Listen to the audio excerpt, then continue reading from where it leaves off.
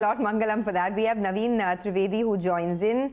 He is the Assistant Vice President Institutional Research at HDFC Securities. Naveen, good morning. You heard out Mangalam talking about how rural demand is still slow, as well as input prices are high. Stock-wise, where do you see some growth come through, and where there is perhaps a little bit of valuation comfort as well? Yeah, good morning, everyone. So certainly, Mangalam was discussing about certain areas like geographies-wise, rural seems to be slightly muted this quarter. So certainly, last year we had seen discretionary side deceleration was there, and we were expecting that the divergence will go down.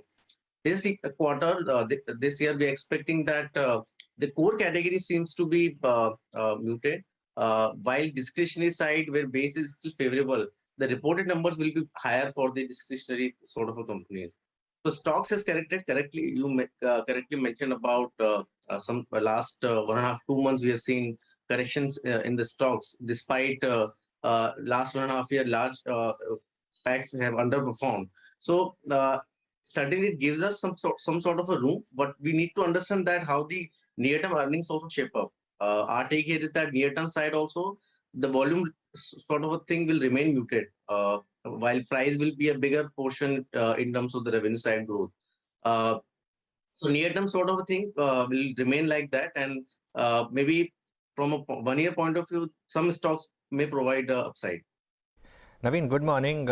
So in terms of individual names, first of the block, of course, would be Asian Paints. Trade 75 times.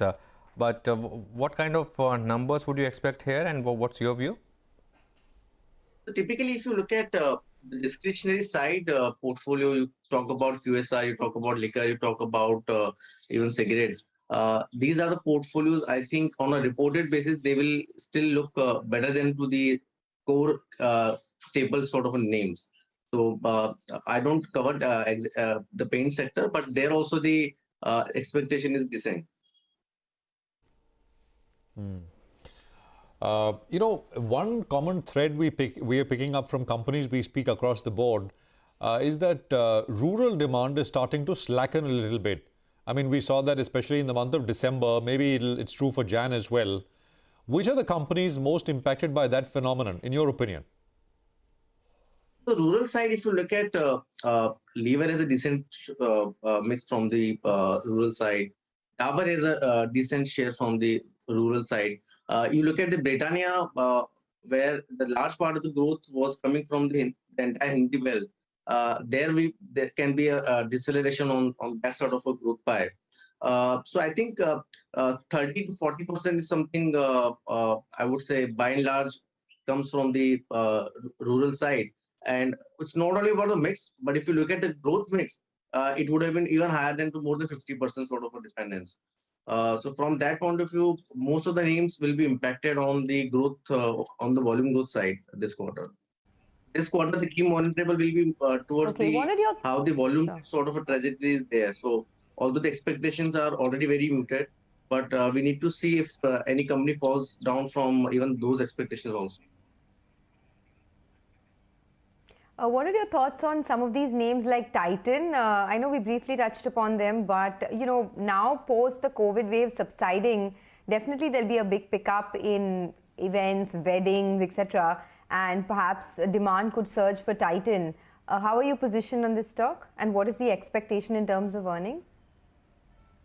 Sonia, typically, like I mentioned about the discretionary side portfolio on a reported basis will look still better than to the normal core categories of FMCG side. So Titan is not under my coverage, but that's how the discretionary portfolio should report this quarter. Okay. So what would be your top picks now in the sector then, Naveen? So Anuj, typically we are preferring within the core categories like Dabur and Marico and GCPLs are picks in the core categories.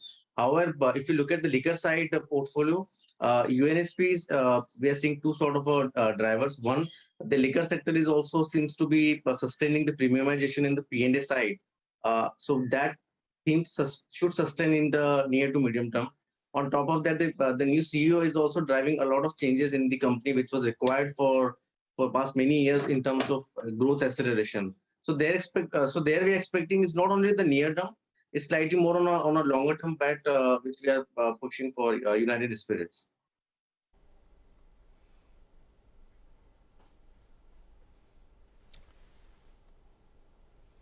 Okay. Naveen, stay with us. Just want to take a very quick look at what the pre-open session is now settling at.